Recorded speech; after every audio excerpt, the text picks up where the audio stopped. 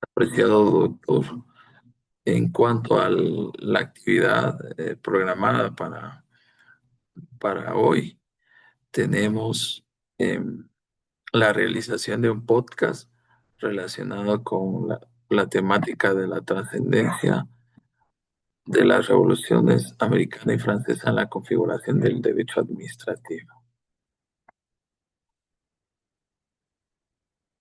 Bienvenidos a El Archivo del Poder, el espacio donde desenterramos las raíces legales de nuestro presente. Hoy viajaremos a finales del siglo XVIII, un momento definitorio en la historia de Occidente. Dos revoluciones nacidas bajo el estandarte de la libertad, pero con visiones de poder radicalmente opuestas. Sembraron la semilla de lo que hoy conocemos como el derecho administrativo.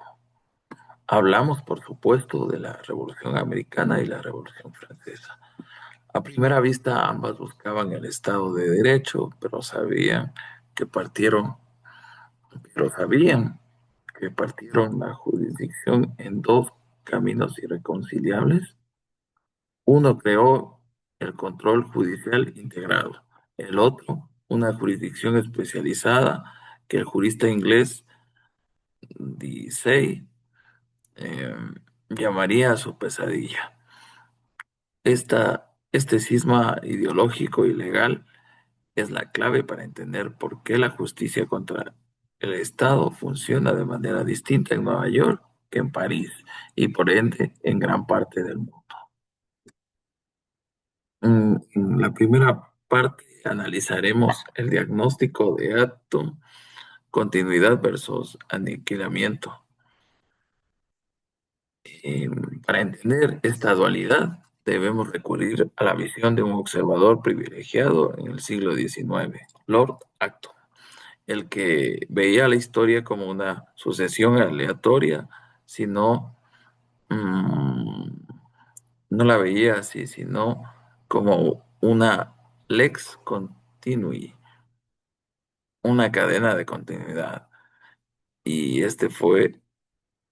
mm, esta doctrina fue la que permitió trazar la diferencia fundamental entre las dos revueltas. La vía americana, la superación, mantenimiento. Según Acton, la Revolución Americana siguió un itinerario de continuidad. Se define como una superación, mantenimiento. Esto significa que los colonos no buscaron inventar la libertad desde cero, sino restaurar las libertades históricas que se sentían usurpadas por la corona inglesa. De hecho, la Revolución Americana se ha descrito como una revuelta desde y contra Inglaterra.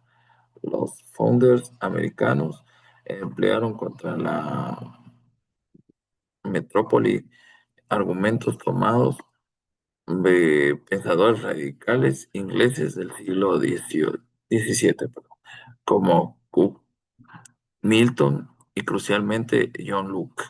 Su lucha era por la rule of law, que ya existía en su tradición, pero que el rey había violado. Acton destaca un factor moderador esencial, la religión. En América, la religión sirvió como fundamento de la libertad civil y de conciencia, imponiendo límites morales al poder. En cuanto a la vía francesa, superación, aniquilamiento. La Revolución Francesa, en cambio, fue un acto de discontinuidad. Su objetivo fue la superación, aniquilamiento. La élite revolucionaria pretendió refundar la sociedad, el derecho y el modelo ciudadano ex novo. Esta pretensión, según Acton, fue la raíz de su fracaso inicial en consolidar la libertad, porque reemplazó la tradición y la religión por la ideología. La búsqueda de una sociedad perfecta sin los frenos de la costumbre o la moral religiosa condujo a la rigidez y en última instancia al peligroso centralismo. En resumen, en América se reformó la tradición para limitar el ejecutivo. En Francia se aniquiló la tradición para fundar una nueva soberanía absoluta. Esta diferencia es el punto de partida del derecho administrativo. En cuanto a la segunda parte de este podcast, tenemos el modelo americano, control judicial integrado.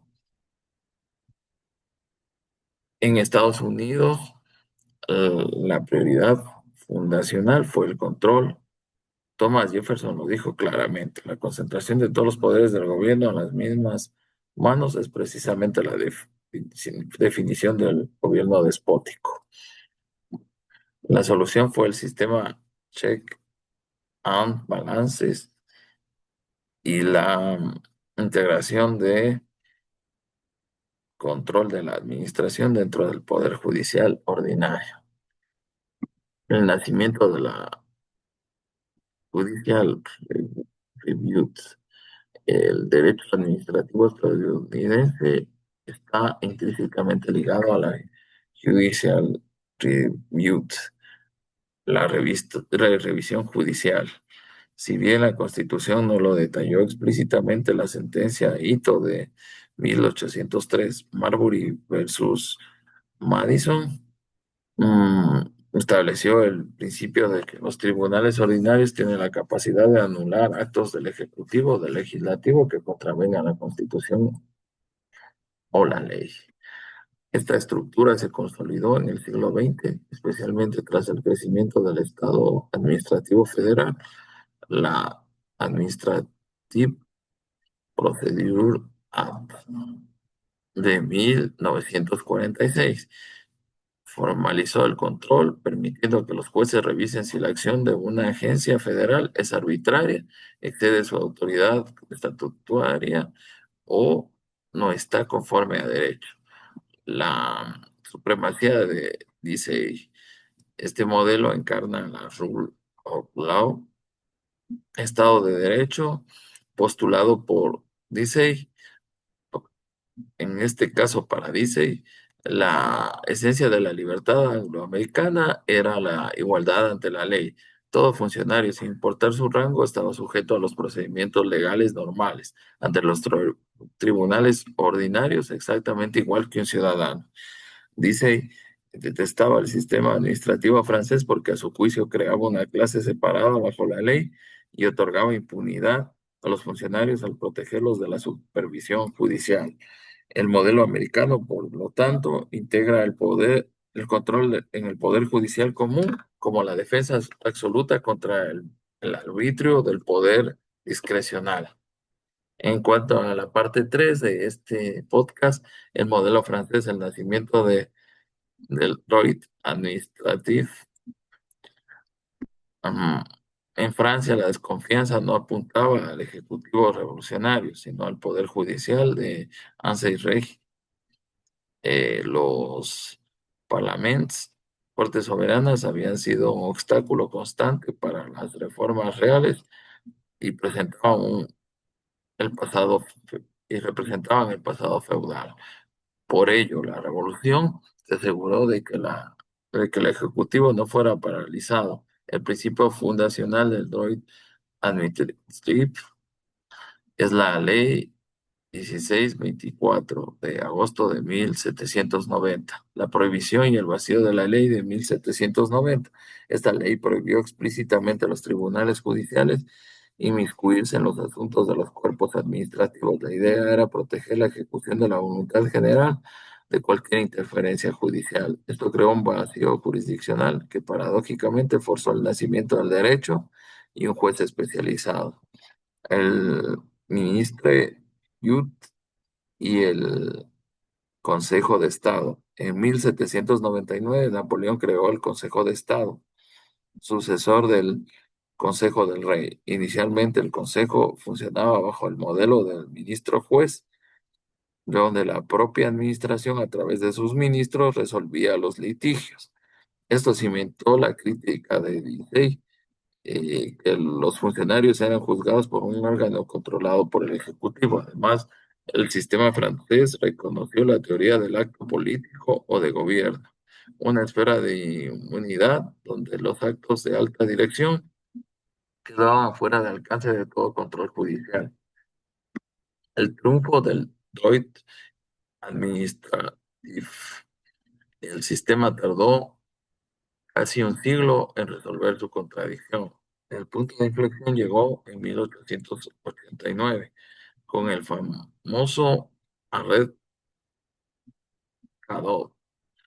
Eh, con esta jurisprudencia, el Consejo de Estado abandonó formalmente la teoría de Mr. Youth y se reconoció a sí mismo como el juez administrativo de derecho común. El control se volvió riguroso, especialmente a través del recurso por exceso de poder, una herramienta clave para anular actos que excedan la legalidad, encauzando así la discrecionalidad administrativa. La justicia administrativa se había consolidado, pero de forma autónoma y separada del poder judicial ordinario. En la parte 4 de este podcast, el legado global y la controversia final. Las revoluciones nos dejaron entonces dos grandes matrices del derecho administrativo, una dualidad que sigue viva hasta la actualidad. El modelo americano integrado, basado en la continuidad legal, el rule of law y, y la desconf- desconfianza a la concentración de poder, el control administrativo ejercido por los tribunales ordinarios a través del judicial tribuit.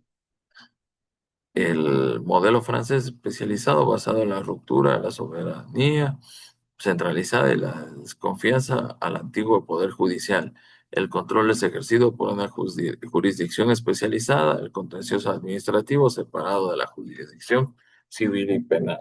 La ironía histórica es que a pesar de los orígenes antiéticos, ambos sistemas han convergido en un punto esencial, la necesidad de un control eficaz y la garantía de que el ciudadano tenga un juicio justo ante un juzgador imparcial e independiente.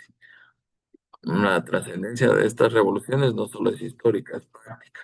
La próxima vez que un ciudadano impugne una multa de tráfico o una licencia de construcción, estará participando en un legado directo del gran cisma del poder. Estará ligado en el campo de batalla de Thomas Jefferson y los revolucionarios franceses nos dejaron la tensión perenne entre la eficacia del Estado y la libertad del individuo. Gracias por acompañarnos en el Archivo del Poder. Esperamos que esta inmersión en los orígenes del derecho administrativo les haya sido útil. Gracias y saludos cordiales y